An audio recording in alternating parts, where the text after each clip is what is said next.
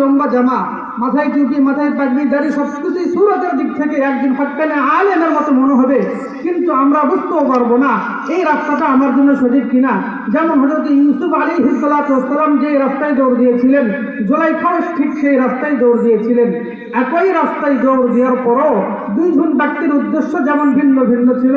হযরত ইউসুফ আলাইহিস সালাতু ওয়াস সালামের মাকসাদ ছিল গুনাহকে বর্জন করা, গুনাহ থেকে নিজেকে আত্মরক্ষা করে আল্লাহ তাআলার সন্তুষ্টি অর্জনের জন্য দৌড় দিয়েছিলেন।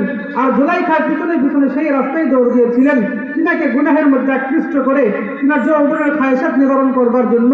মুহতারাম বুঝে থাকলে বলবেন, সামান্য একটু রাস্তা, একই রাস্তায় দুইজন ব্যক্তি দৌড় দিলেন, কিন্তু দুইজন মানুষের মাকসাদ যেমন ভিন্ন ভিন্ন ছিল, ঠিক আমাদের সমাজের মধ্যে মাথায় টুপি থাকবে, গায়ে লম্বা জামা থাকবে, মুখে দাড়ি থাকবে, মাথায় পাগড়ি থাকবে, আপনাকে আমাকে দ্বীনের পথে থাকবে, কোরআনের পথে থাকবে, হাদিসের রাস্তায় থাকবে, কিন্তু আপনি আমি বুঝতে পারবো না আমাকে কোন উদ্দেশ্যে, কোন মাকসাদে দ্বীনের পথে নিয়ে আসতেছেন।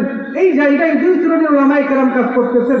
এক শ্রেণীর উলামায়ে কেরামের মাকসাদ হলো জাহান্নামী মানুষগুলোকে, দ্বীন ভোলা, ইসলাম ভোলা মানুষগুলোকে দ্বীনের সহি রাস্তা দেখিয়ে মানুষগুলোকে জান্নাতের পথে উপনীত করা।